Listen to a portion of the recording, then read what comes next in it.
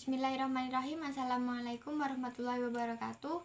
Nama saya Risma Nazifa Amalia, NIM 2011-0501-0027.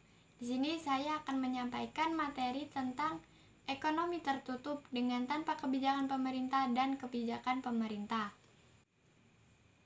Ekonomi tertutup tanpa kebijakan pemerintah disebut juga dengan ekonomi dua sektor. Mengapa disebut ekonomi dua sektor? Karena terdiri dari dua sektor, yaitu sektor rumah tangga dan sektor perusahaan.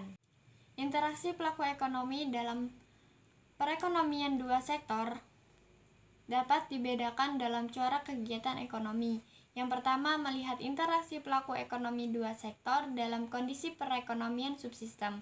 Yang kedua, perbedaan kondisi perekonomian ini membawa sedikit perbedaan dalam interaksi perekonomian dua sektor. Fungsi konsumsi dan tabungan dengan pendekatan ekonomi konvensional.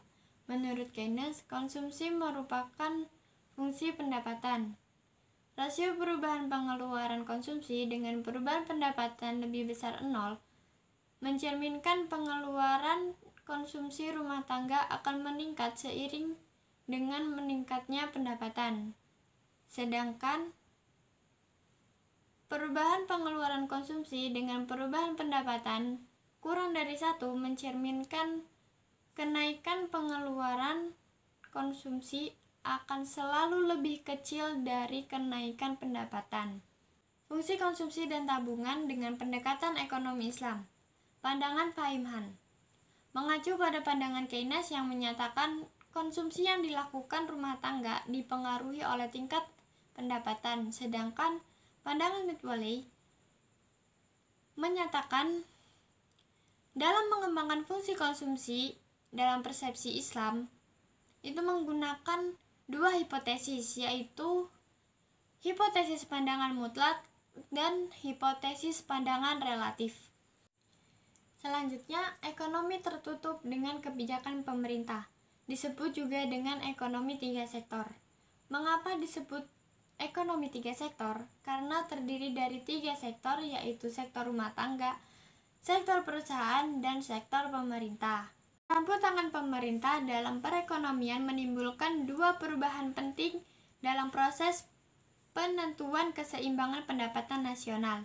Yang pertama, pungutan pajak yang dilakukan pemerintah akan mengurangi pengeluaran agregat melalui pengurangan ke atas konsumsi rumah tangga.